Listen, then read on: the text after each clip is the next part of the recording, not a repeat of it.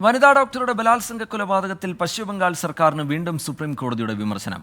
Case register ചെയ്തതിൽ ഉൾപ്പെടെ ഉണ്ടായ വീഴ്ച സംബന്ധിച്ച് വ്യക്തത വന്നേ മതിയാകൂ എന്ന് കോടതി പറഞ്ഞു.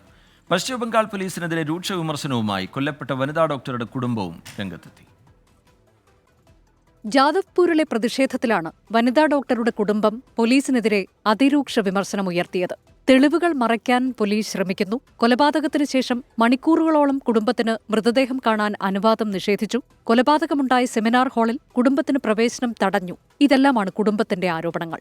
കേസ് പരിഗണിച്ച സുപ്രീം കോടതി വസ്തുതകളിൽ വ്യക്തതയുണ്ടാക്കാൻ ഇനിയും പശ്ചിമബംഗാൾ സർക്കാരിന് സാധിച്ചിട്ടില്ലെന്ന് വിമർശിച്ചു.